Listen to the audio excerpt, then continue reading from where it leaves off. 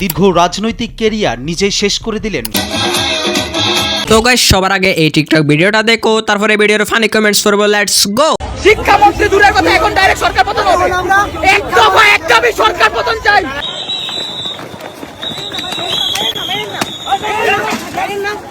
तो चलिए शुरू करते हैं। এই বাইটি হাসনাত আব্দুল্লাহ হয়তো চাইছিল,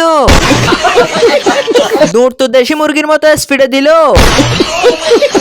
গরম ডিম দিলে এমনি ঠিক হয়ে যাবে। আসল কাহিনী তাহলে এটা।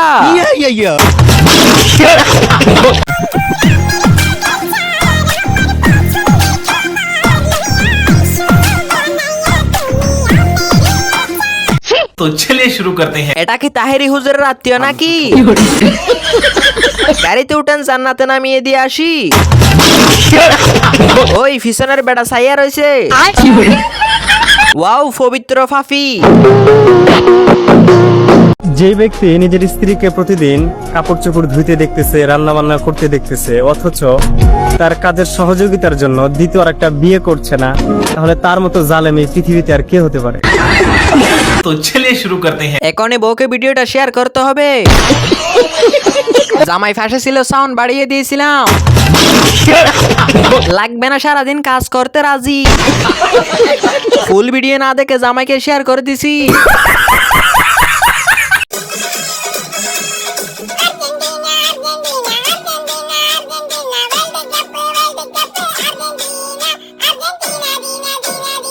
तो चलिए शुरू करते हैं। নিজের চোখকে বিশ্বাস করতে পারছি না। এর যতটুকু আমার ততটুকুও নাই। 38 হবে কনফার্ম। ভেতরে কিছু পরে নাই। নাম কি? মিরাজ। বাড়ি কই? বাড়ি ঢাকা। এই তোর কথা এরকম, আর ঢাকা বাড়ি মানে? স্যার আপনি দেখেন না, আমরা কি অন্যায়? তোর অরিজিন কই তাই বল। আমার বাড়ি চট্টগ্রাম। এই লাঠি দে তো। तो चलिए शुरू करते हैं। ডেভিড ইমনকে ক্রেডিট করে দিছে। এখানে 100% মেসির হাত আছে। ভাবছিলাম সালমান খান, এখন থেকে হিরো আলম। আপনি আমার ডিটেলস পুলিশ কমিশনার থেকে জিজ্ঞেস করেন। লাঠি দে তো। এই জুসের প্যাকেটটি রাস্তার ভিতরে পড়েছিল। আমি মানবিক কাজের সাথে সবসময় থাকি। আমার মনে হয়েছে কোনো যানবাহন গেলে কিংবা কোনো মানুষ গেলে অ্যাক্সিডেন্ট হতে পারে, এই জন্য আমি এখন এটা বাইরে ফেলে দিব। আমার মতো সবাই মানবিক কাজে অবশ্যই থাকবেন। तो चलिए शुरू करते हैं। এবার ভালো কাজের হোটেলে খেতে যা। এইরকম মানবিক মানুষ আছে বলে বাংলাদেশ টিকে আছে। কেউ হাসবেন না, এটা মানবিক কাজের ভিডিও। দুর্ঘটনা তো এমনি হবে, 2 ফুটবল যদি বাহির রাখে।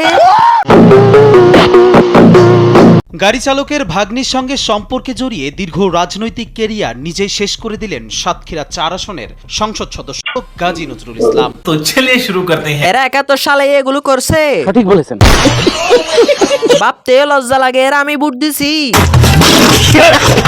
জামাতের চরিত্র ফুলের মতো পবিত্র। এরা ক্ষমতায় গেলে কি করতে বোঝা হয়ে গেছে।